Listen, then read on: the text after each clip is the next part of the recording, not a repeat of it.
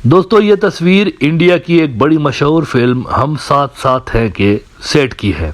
आप देख सकते हैं कि इस फिल्म के तकरीबन सभी अदाकार इस तस्वीर के अंदर आपको नज़र आ रहे हैं।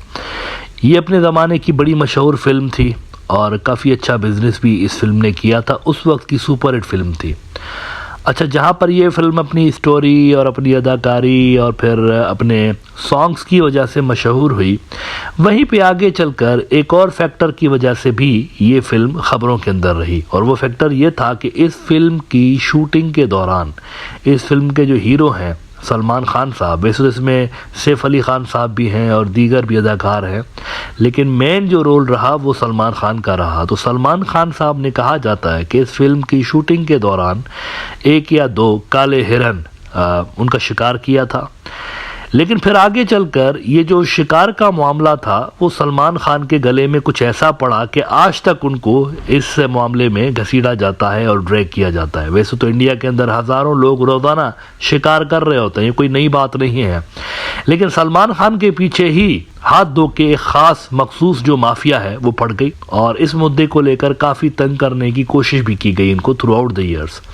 कभी ये केस बहुत ज़्यादा तेज़ी के साथ चलाया जाता रहा, कभी इसको बहुत ही ठंडा किया जाता रहा, बल्कि ये भी हुआ है कि बीच में ये केस बंद हो गया था। सियासी भी, पॉलिटिकल एंगल भी कहीं ना कहीं पे इस स्टोरी के अंदर आपको नज़र आता है।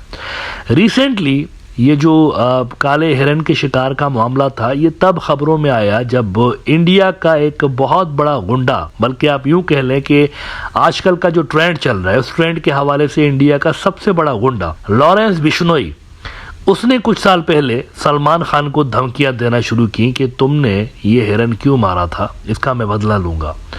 अच्छा, ये शुरुआती दिन थे जब लॉरेंस बिश्नोई गुंडा जो था वो जब इंडिया के मंजरनामे पे उभर रहा था, क्राइम के सीन पे उभर रहा था। ये उस जमाने की बात है।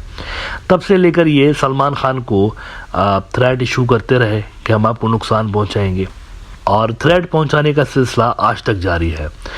अब बात करते हैं ज़रा इस गुंडे की कि ये है कौन, लॉरेंस बिश्नोई कौन है। लॉरेंस बिश्नोई असल में इंडिया का जो पंजाब है वहाँ पर एक बंदा पैदा हुआ। वैसे ये कोई अंग्रेज़ नहीं है, इसका जो नाम है लॉरेंस बिश्नोई, बिश्नोई इसका सरनेम है। लॉरेंस इसका नाम इसलिए इसके माता पिता ने रखा क्योंकि ये जब पैदा हुआ था तो काफ़ी पिंक कलर का था, पिंकिश था, अंग्रेज़ों के जैसा पैदा हुआ था, तो इसी वजह से इसके वालिदैन ने इसका नाम लॉरेंस रख दिया। खाते पीते घराने का था। कहा जाता है कि इसकी फैमिली के पास कोई 100 एकड़ से ज़्यादा ज़मीन थी, ज़रूरी ज़मीन, जो कि एक अच्छी फैमिली आप कह सकते हैं फाइनेंशियल एतबार से, तो उससे बिलोंग करता था। उसके बाद इसने कहीं ग्रेजुएशन में दाखिला लिया था, BA कर रहा था या क्या कर रहा था। अलबत्ता वहाँ पर एग्ज़ाम के दौरान ये चीटिंग करते हुए पकड़ा गया और कहा जाता है कि उस वक्त पुलिस को कॉल की गई थी इसको हवाले करने के लिए, लेकिन खिड़की से कूद के इसने जान बचाई अपनी, पुलिस से भाग गया और कॉलेज से भी भाग गया। ऐसा भागा खिड़की से कूद के कि दोबारा उस कॉलेज का इसने मुंह ही ना देखा। उसके बाद इसने LLB करने के लिए एक कॉलेज के अंदर चंडीगढ़ में दाखिला लिया और LLB के दौरान ये स्टूडेंट पॉलिटिक्स के अंदर शामिल हो गया। स्टूडेंट पॉलिटिक्स में जब ये आया तो इसका सामना लोकल जो वहाँ के गुंडे थे और लोकल जो वहाँ पर ठग थे उनसे भी होने लगा। एज अ रिज़ल्ट इसने अपनी भी एक गैंग बनाई और छोटी इसकी जो गैंग थी वो बेसिकली स्टूडेंट पॉलिटिक्स को ही देख रही थी। लेकिन उसके बाद इस गैंग ने भत्ताखोरी और अगवा बराए तावान इस तरह की वारदातें भी शुरू की और देखते ही देखते फिर इसका गैंग जो था वो पंजाब भर में मशहूर हो गया। उसके बाद इसने अपने गैंग की जो जड़ें हैं वो इंडिया के बाकी इलाकों तक भी फैलाने की एक उन्होंने ठान ली और इसी हवाले से फिर इसने दिल्ली के अंदर भी एंट्री मारी, मुंबई के अंदर भी एंट्री मारी ना। मुंबई के अंदर जब इसने एंट्री मारी है तो मुंबई में शुरुआत से लेके मतलब काफ़ी अरसे से लेकर मुंबई का अंडरवर्ल्ड जो है वो बहुत ज़्यादा बदनाम है इंडिया के अंदर। एक दौर में यहाँ पर दाऊद इब्राहिम का राज हुआ करता था वकोल इंडियन मीडिया के।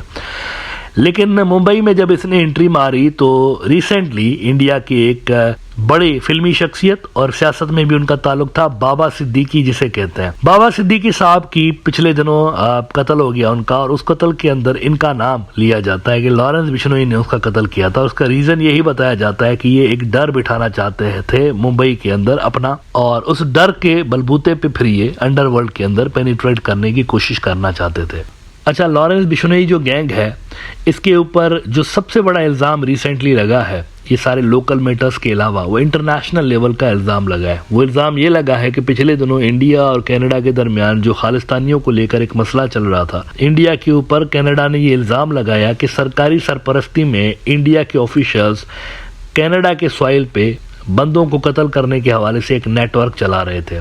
और हरदीप सिंह निज्जार जो कि खालिस्तानियों का एक बड़ा नेता था, पिछले दिनों उनका कत्ल हो गया था, तो उसका इल्ज़ाम खालिस्तानियों ने इनके ऊपर लगाया कि ये इंडियंस ने करवाया। लेकिन आगे चलकर इन्होंने एक बहुत बड़ा सनसनीखेज खुलासा ये कर दिया कैनेडियंस ने कि इस तरह के जो वाक़यात हमारी सॉइल पे हो रहे हैं उसमें लॉरेंस बिश्नोई जैसे जो गैंग हैं वो भी इस्तेमाल हो रहे हैं। तो इंटरनेशनल लेवल पर भी इनका एक नाम सरफेस होता रहा। लॉरेंस बिश्नोई इस वक्त के इंडिया के प्रधानमंत्री नरेंद्र मोदी साहब की होम स्टेट गुजरात के अंदर इस वक्त एक जेल में बंद है और 2018 से लेकर ये जेल में बंद है। 6 साल से ज़्यादा अरसा हुआ है ही इज़ इन जेल। और इसका जो गैंग है वो इस तरह की कार्रवाइयाँ इसके नाम पे करता रहता है। तो इनके ऊपर इल्ज़ाम कनाडा ने लगाया था कि हमारे अंदर जो मार धाड़ और गुंडागर्दी हो रही है वहाँ पर इंडिया का ये गैंग मशहूर है। विच मीन्स कि इनडायरेक्टली कैनेडियंस ने ये इल्ज़ाम लगाया कि इंडिया की जो सरकार है वो इस गैंग की सरपरस्ती कर रही है, असल में उनका हाथ है इनके ऊपर और वो फिर अगवा बराए तावान और बंदों को फड़काना और ये सब कुछ वो करवा रहे हैं इस तरह के गैंग्स के हाथों।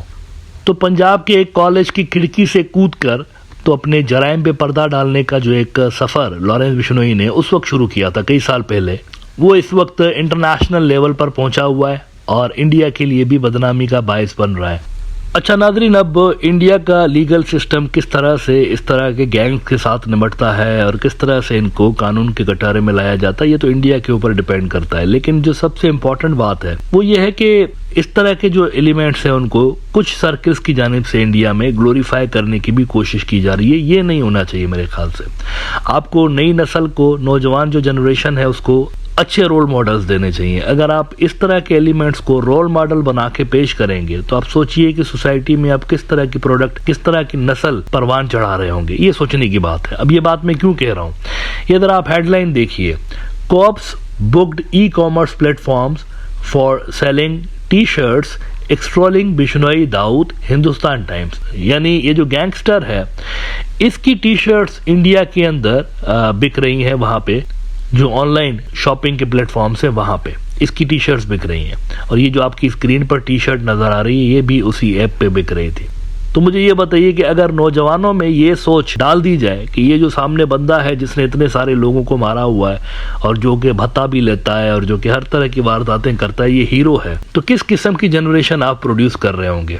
मतलब उनकी जो इखलाकियात होगी, उनकी जो नफ्सियात होगी वो प्रो क्राइम होगी ना, प्रो क्राइम होगी। वो समझ रहे होंगे कोई किसी को ठोक देना, किसी से भत्ता ले लेना ये कोई बड़ी बात नहीं है।